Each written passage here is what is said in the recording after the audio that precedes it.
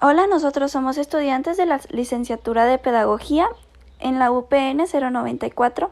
Somos el equipo 2 y este equipo está conformado por Frida, Salma, Katia, Ivonne y su servidora Mariana. Y les hablaremos sobre el impulso de la industrialización. Durante el sexenio de Manuel Ávila Camacho se desarrolló un plan del mercado comercial proteccionista en el que incluso se exigían permisos para realizar la importación de algunos productos semielaborados o terminados. En 1945, el secretario de Hacienda, Eduardo Suárez, afirmó que el gobierno se había logrado una planeación para proteger la industria mexicana y explicó que existían esencialmente 5 ramas industriales a las que se busca fomentar el desarrollo mayor. Estas eran muebles de acero, lámina de acero, pinturas y vernices, productos químicos y juguetes.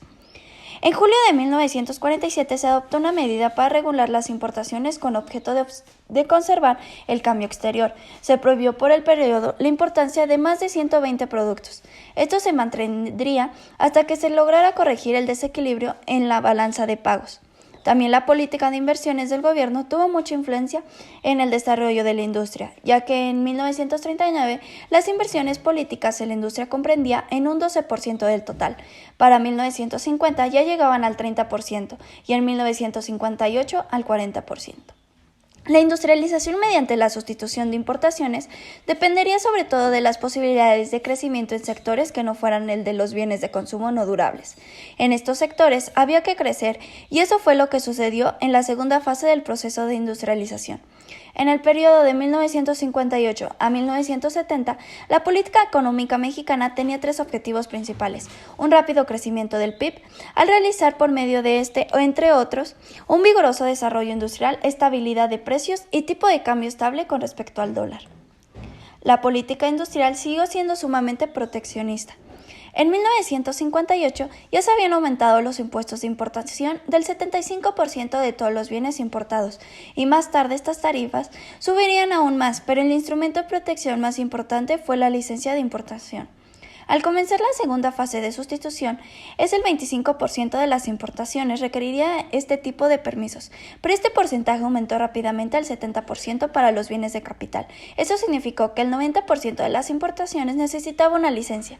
Además, el propio gobierno siguió dando un importante apoyo a la industrialización mexicana, ya que el 37% de las inversiones públicas entre 1958 y 1970 fue destinado al sector secundario, sobre todo a la extracción de petróleo en la industria petroquímica, a la industria metálica y a la generación y provisión de electricidad. La tercera fase de la industria, que se dio con la administración del presidente Luis Echeverría, puede caracterizarse por una parte como un periodo en el que se mantuvieron los objetivos principales del desarrollo estabilizador. Las consecuencias de estos acontecimientos fueron vastas. La industria siguió siendo considerada como el motor de la economía nacional, pero también fue más evidente que en este motor era estimulado por el sector público. Las inversiones públicas en la industria aumentaron rápidamente, por ejemplo, la realización del complejo industrial de la ciudad Sahún y el ambicioso complejo de fundidoras de Las Truchas. Así, en 1975, la aparición del sector público en las inversiones industriales ya llegaba a un 56%. Entre 1925 y 1938, México transitó de una industria eminentemente exportadora de petróleo crudo a la puesta en marcha de una refinadora, con la que el consumo interno de petróleo cobraría mayor relevancia. En este aumento del consumo fue importante la política económica de los gobiernos postrevolucionarios, que a través de estímulos fiscales, el establecimiento de organismos semioficiales y el control de precios favorecieron la expansión de este mercado. De 1911 a 1921, México fue uno de los más importantes exportadores del petróleo en el mercado mundial. En estos años, el auge del petróleo junto con la minería permitieron que el sector exportador se convirtiera en el más dinámico de la economía. Entre 1925 y 1940, la economía nacional experimentó cambios estructurales que le permitieron sentar las bases para el proceso de sustitución de importaciones a gran escala. Una transformación de fondo consistió en que la industria se convirtió en el sector más dinámico de la economía. También la política de los gobiernos postrevolucionarios desarrolló una serie de estímulos para la promoción del mercado interno, destacadamente la construcción de carreteras. A partir de 1940, México inició una etapa llamada el Milagro Mexicano. Esta etapa se caracterizó por ser el crecimiento sostenido y fue el cambio hacia la formación de una nación moderna e industrializada. Los regímenes presidenciales de Manuel Ávila Camacho y Miguel Alemán Valdés proporcionaron los medios para alentar el crecimiento económico, la consolidación del mercado interno y la inserción de México en la economía mundial. La actividad industrial registró un vigoroso crecimiento. La tasa de crecimiento del PIB, Producto Interno Bruto, alcanzó entre 1947 y 1952 un promedio anual del 5.7%, con un gran crecimiento en la producción de la energía eléctrica y el petróleo, y también de la industria manufacturera y de construcción. El impulso de la industrialización. Entre 1932 y 1940, el PIB industrial registró una tasa real de crecimiento anual del 10.2%.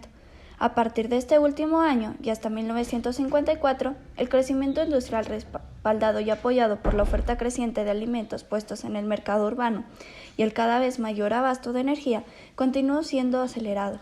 La industria se convirtió en el sector de actividad creciente dominante.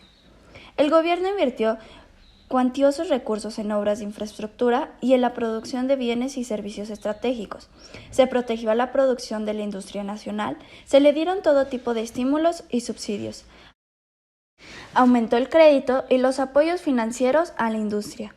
Y se aprovechó el mercado nacional de bienes de capital que se abrió después de la guerra. El proceso de expansión industrial se orientó a la sustitución progresiva de manufacturas que México exportaba, al buscar abastecer el mercado urbano en crecimiento. Dio origen a una industria que necesitaba una fuerte protección de la competencia externa y el apoyo del gobierno, por la vía de subsidios y estímulos para reducir costos. Muchos de los insumos que la industria necesitaba se le proporcionaron por el gobierno y sus empresas a preciosas tarifas subsidiados que el consumidor cubriría con sus impuestos. Los instrumentos de política también fueron utilizados con el objeto de proveer a la industria una estructura proteccionista. Las devaluaciones del peso frente al dólar estadounidense, la del 48 y la del 49, de 4.84 a 8.65 pesos por dólar, y la de 1954, de 8.65 a 12.50 pesos por dólar, le dieron a la industria nacional una protección considerable. Impulso a la industrialización. Antecedentes.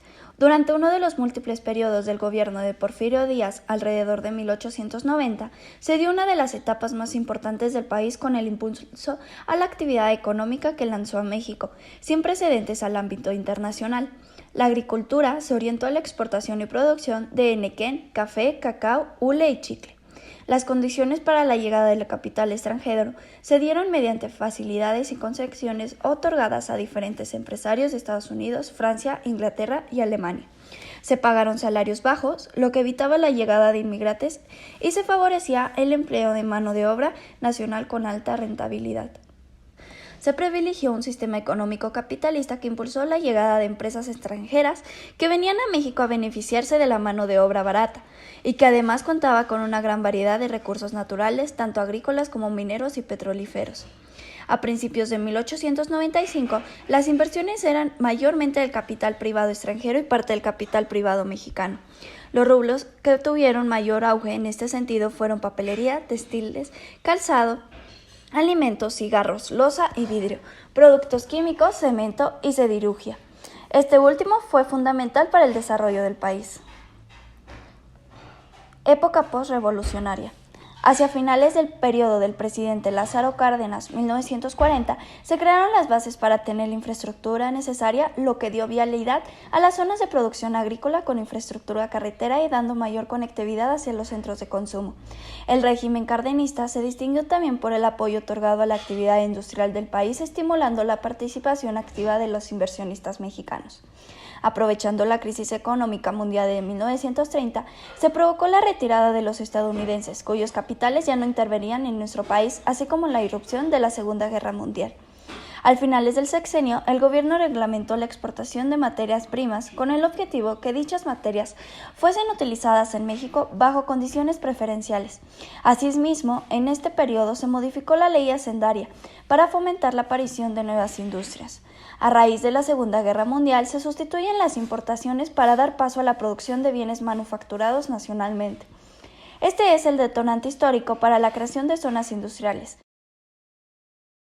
Estas se establecieron principalmente en ciudades densamente pobladas, dado que la producción que generaban estaba íntimamente ligada con el consumo interno y, en consecuencia, cerca de los propios mercados. El proceso de industrialización se consolida a fines de la década de 1950 y principios de 1960, pero fue durante el periodo de los años 1958 a 1964 que se brinda un impulso importante al sector industrial. Las fábricas instaladas se incrementaron en niveles de hasta 52%, lo que trajo como consecuencia la primera planeación urbanística para el asentamiento de los primeros polos de desarrollo industrial. Si bien estos distan mucho de los que conocemos actualmente como parques industriales, sí tenían la infraestructura que la industria contemporánea demandaba. El ordenamiento implicó cambios en el uso del suelo de la tierra, con lo que se legislaron las primeras reglamentaciones para la construcción de naves industriales.